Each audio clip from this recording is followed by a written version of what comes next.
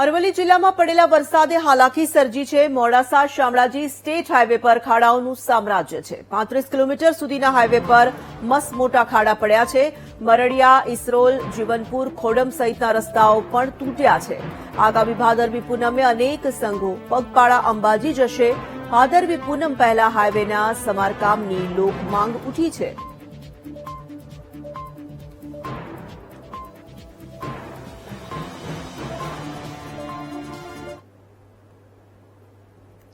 જામનગર જિલ્લામાં પડેલા ભારે વરસાદને કારણે અનેક જગ્યાએ તારાજીના દ્રશ્યો સામે આવ્યા છે। જામનગરની રંગમતી અને નાગમતી નદીમાં આવેલ ભારે પૂરને કારણે નાગેશ્વર જવાના પુલને ભારે નુકસાન પહોંચ્યું હતું। ત્યારે લવ નદીના પચમાં આવેલ પીજીવીસીએલના ટ્રાન્સફોર્મર ધરાશાયી થયા હતા, જેને લઈને નાગેશ્વર વિસ્તારમાં વીજ પુરવઠો ખોરવાયો હતો।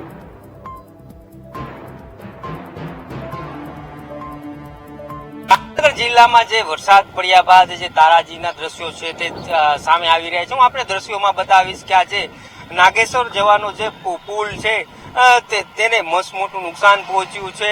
અહીં રંગમતી અને નાગમતીનું પાણી આવતાની સાથે જે આ સમગ્ર વિસ્તાર છે તે પાણીમાં ગરકાવ થયો હતો અને સતત 3 દિવસ જે રંગમતી અને નાગમતીમાં ઘોડાપૂર આવ્યું હતું, જેને લઈને હાલ જે તારાજીના દ્રશ્યો છે તે સામે આવી રહ્યા છે। તો બીજી તરફ હું કેમેરામેનને કહીશ કે દ્રશ્યોમાં બતાવશે કે જે આ રંગમતી અને નાગમતીના પટમાં જે સબસ્ટેશન છે, પીજીવીસીએલનું સબસ્ટેશન છે, તે પણ ક્યાંક ને ક્યાંક ધરાશાયી થયું છે, જેને લઈને આ વિસ્તારનો જે પીજીવીસીએલનો પુરવઠો છે તે ક્યાંક ને ક્યાંક ખોરવાયો છે। ત્યારે પીજીવીસીએલની ટીમો પણ આ સબસ્ટેશનને ઊભું કરવા માટે કામે લાગી છે। તેમજ આ વિસ્તારમાં અનેક મકાનો છે કે જેમાં જે પાણી છે તે ઘૂસ્યા હતા અને જે આ સામે આપ દ્રશ્યોમાં બતાવીશ કે આ જે સામેના મકાનો છે તે સંપૂર્ણપણે પાણીમાં ગરકાવ થયા હતા। હાલ જે લોકો છે તે ઘરની સાફ સફાઈ કરી રહ્યા છે। તેમજ જે તંત્ર દ્વારા પણ આ જે વિસ્તાર છે તે ફરી પુનઃ જે સ્થિતિમાં આવે તે માટે તંત્ર દ્વારા પણ સતત કામગીરી કરવામાં આવી રહી છે।